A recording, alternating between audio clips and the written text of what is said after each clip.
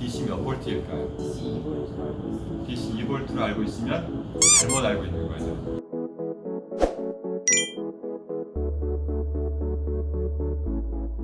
안녕하세요. 저는 전기공학과 신입생 이종윤이라고 합니다.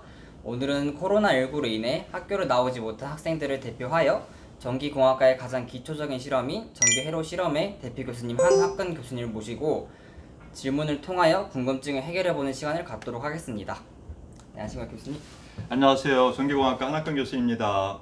간단한 소개와 교과목 안내를 조금 해주시면 좋을 것 같습니다. 예, 우리 전기회로 실험은 1학년 1학기에 우리 필수 과목으로 배우는 과목입니다. 1학기 배우는 과목이기 때문에 기초 과목이고 중요하기 때문에 필수 과목입니다. 전기회로 실험을 간단하게 소개하면 VIRLC를 공부하는 과목이라고 소개할 수 있겠습니다.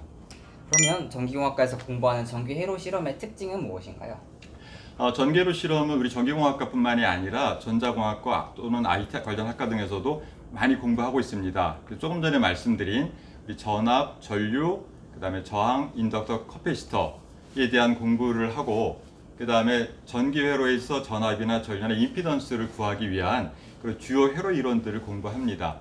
그래서 그 부분들은 공통인데 우리 전기공학과에서 전기회로 실험을 공부하는 학생들은 조금 더 중요하게 생각해야 될 내용들이 좀 있습니다. 그러면 전기회로 실험을 잘 공부하기 위한 팁이 있다면 어떤 게 될까요? 그러니까 주요한 회로 이론도 공부하지만 실험도 같이 공부를 합니다. 그래서 전기회로 실험을 잘 공부하기 위한 첫 번째 중요한 팁은 이론을 정확하게 이해하는 것입니다. 즉 우리가 실험하는 내용을 실험하지 않아도 이론적으로 그 값들을 다 구할 수 있으면 실험에 대한 공부가 잘 준비됐다고 생각되고요. 두 번째로는 이론으로 끝나는 게 아니고 실험도 해야 되기 때문에 기본적인 장비들을 잘 활용할 수 있어야 합니다. 그 두 가지가 준비된다면 전기회로 실험을 잘 학습할 수 있을 것으로 기대됩니다. 그러면 이제 전기회로 실험의 가장 기초적인 실험 장비들에 대한 소개를 좀 해주시면 좋을 것 같습니다. 우리 전기회로는 크게 두 가지 회로로 나눌 수가 있는데요. DC 회로하고 AC 회로로 나눌 수가 있습니다. DC 회로를 실험하기 위해서는 인풋으로 DC 전원을 인가해야 되겠죠. 그래서 이를 위해서 필요한 장비가 DC 파워 서플라이입니다. 그 다음에 이제 두 번째 회로는 AC 회로인데 AC 회로를 실험하기 위해서는 교류 전원이나 교류 신호를 인가해야 되겠죠. 그러니까 이를 위해서 사용하는 장비가 펑션 제너레이터 또는 우리가 시그널 제너레이터라고 이야기하는 장비입니다. 그 이외에 두 가지 장비를 더 여러분들이 쓸 수 있어야 하는데 우리 실험 회로에서 필요한 값들을 측정하기 위한 측정 장비로 디지털 멀티미터하고 오실로스코프까지 여러분들이 잘 쓸 수 있어야 실험에 필요한 장비들을 잘 활용할 수가 있습니다. 그럼 지금부터 전기회로 실험의 가장 기초적인 실험 장비에 대해서 설명해 주시겠어요? 예, 우리가 공부하는 전기회로는 두 개의 회로로 나눌 수가 있습니다. 그러니까 직류회로, DC-회로와 교류회로, AC-회로 두 가지로 나눌 수가 있는데 DC-회로를 실험하기 위해서는 직류 전원을 인가하는 게 필요합니다. 그때 사용하는 장비로 DC 파워 서플라이가 필요합니다. 그 다음에 교류회로 실험을 위해서는 실험회로에 교류 전원 또는 교류 신호를 인가해야 되는데 그런 용도로 사용하는 시그널 제너레이터 또는 우리가 펑션 제너레이터라고 부르는 장비입니다. 이 두 장비는 AC 회로와 DC 회로의 인풋으로 인가하기 위한 회로입니다. 그 다음에 두 가지 장비가 더 필요한데 우리가 실험 회로에 필요한 값들을 측정하기 위한 계측 장비 두 가지가 필요한데 첫 번째는 저항이나 전압이나 전류를 측정할 수 있는 디지털 멀티미터라는 장비가 필요하고요. 그 다음에 마지막 네 번째로는 지금 보는 것처럼 전압의 파형을 직접 볼 수 있는 오실로스코프라는 장비가 필요합니다. 이 네 가지 장비를 잘 사용할 수 있어야 우리 전기회로 실험을 포함해서 기본적인 실험들을 잘 수행할 수가 있습니다. 그리고 추가적으로 조금 더 말씀을 드리면 아까 우리 전기공학과에서 전기회로 실험을 공부할 때 특징에 대한 질문이 있었는데 기본적으로 전기회로와 주요 회로 이론에서 공부하는 것은 동일합니다.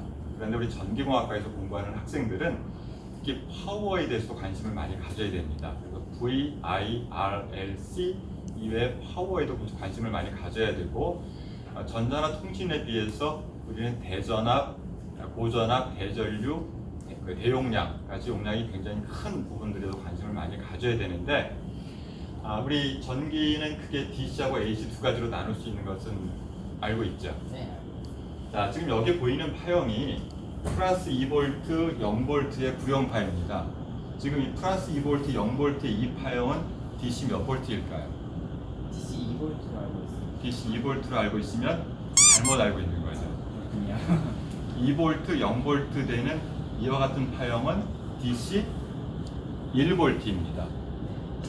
우리 전기공학에서 가장 중요한 것이 전기 에너지고 그 전기 에너지는 DC와 AC의 형태를 가지고 있기 때문에 반드시 DC와 AC를 우리는 정확하게 이해해야 됩니다.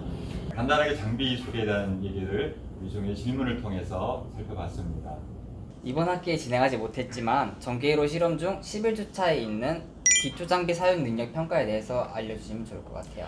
예, 우리 전기회로 그 실험 수업을 통해서 주요한 회로 이론을 공부하고 실험을 통해서 그걸 확인한다고 말씀드렸는데 전기회로 실험 학습 목표의 중요한 거 한 가지가 여러분들이 장비를 잘 활용할 수 있어야 합니다. 조금 전에 말씀드린 그 네 가지 장비를 잘 사용할 수 있는지 11주차에 그 개별 실습 평가를 진행해서 통과하지 못하는 학생들은 학점을 이수할 수 없습니다. 그래서 학기 초부터 그 여러분들 네 가지 장비를 잘 사용할 수 있도록 숙지하는 것이 굉장히 필요하고 중요합니다. 그러면 전기회로 실험이 어떻게 응용될 수 있을까요? 전기회로 실험은 이제 기초 과목이기 때문에 전기회로 실험을 공부한 이후에 우리 전기공학과의 대표적인 전공 응용 과목들이 있습니다. 예를 들면 전기기기, 전기설비, 전력계통, 전력시스템 등과 같은 과목들인데 이들 과목에서 다루는 내용들은 변압기, 전동기, 발전기, 송전솔로, 그다음에 배전솔 이런 것들인데 이 모든 대상들은 VIRLC의 전기회로로 등과될 수 있습니다. 즉 전기회로를 잘 공부하지 않으면 우리 전기공학과의 응용 과목들을 공부하는 데 어려움이 있다는 뜻이고요. 전기회로 실험의 공부를 통해서 전자공학이나 즉 전자회로나 다른 분야의 회로들에 대한 것들도 우리가 해석하고 공부하는 데 큰 도움이 될 수 있습니다. 그럼 마지막으로 전기회로 실험을 공부하는 학생들에게 한마디를 해주시면 어떤 말씀 해주실 건가요? 여러분들 나름대로 이제 그 어떤 목표를 가지고 전기공학과에 입학을 하셨을 텐데 전기공학과의 특징을 몇 가지로 간단히 말씀드리면 첫 번째는 전기공학과는 굉장히 클래식한 전공입니다. 그래서 공부하는데 처음에는 아마 어려움들이 좀 있겠지만 여러분들이 공부를 잘 하고 나면 여러분들이 엔지니어가 됐을 때 시간이 지날수록 여러분들이 전문가가 될 수 있는 분야라는 장점이 있습니다. 두 번째는 전기공학은 굉장히 필수적인 기간 산업입니다. 우리가 오늘날은 물이 없이 살 수 없는 것처럼 전기가 없이는 우리가 생활할 수가 없습니다.